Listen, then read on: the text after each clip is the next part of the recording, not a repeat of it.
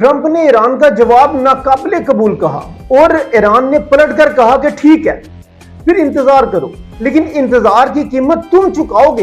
ईरानी parliament के speaker कालिबाफ ने आज जो बयान दिया वो कोई मामूली बयान नहीं।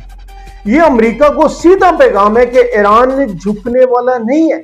स्क्रॉल ना कीजिएगा क्योंकि आज का यह बयान समझना जरूरी है। ईरान ने 14 नकाती तजावीज दी हैं और कहा है कि इन 14 नकात के बगैर कोई मुआहदा नहीं है, कोई जंग बंदी नहीं, कोई बात नहीं। और साथ में वो अल्फाज जो अमेरिका को सबसे ज्यादा चुभते हैं कि जितनी तखीर करोगे उतना अमेरिकी अवाम का पैसा लगेगा।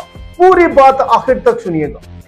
ईरानी पार्लियामेंट के स्पीकर मोहम्मद बाकिर कालिबाफ ये वही शख्स हैं जिन्होंने पहले भी अमेरिका पर जंग बंदी की खिलाफ वर्जी का इल्जाम लगाया था। आज उन्होंने साफ सोशल मीडिया पर लिखा कि ईरान के कौमी मफादात और अवामी हकूक को नजरअंदाज करके कोई फार्मूला कामयाब नहीं होगा। ये अल्फाज जरा गौर से सुनिएगा। ये मज़ाकरात की जुबान नहीं है, ये शराइत की जुबान है।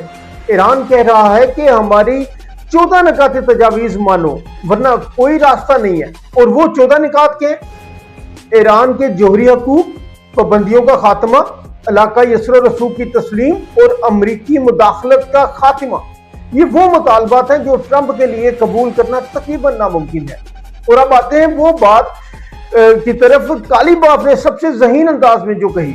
उन्होंने कहा कि जितनी तखीर होगी उसके माली और सियासी असरात अमरीकी अवाम और टैक्स दहिंदगान को भुगतना होंगे। यानी ईरान ने ट्रंप को नहीं, अमरीकी अवाम को पैगाम दिया। ये बहुत चालाक सियासी चाल है क्योंकि ट्रंप को सबसे ज्यादा डर अपने वोटरों का है। और कालिबाफ ने उन्हीं के वोटरों को याद दिलाया कि ये जंग तुम्हारी जेब से चल रही है।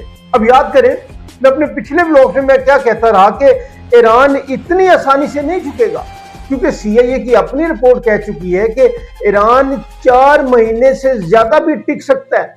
और ईरान का हर बयान ये साबित करता है कि वो दबाव में नहीं है बल्कि हिकमत अमली से खेल रहा है। और कालिबाफ का हालिया बयान उसी हिकमत अमली का हिस्सा है।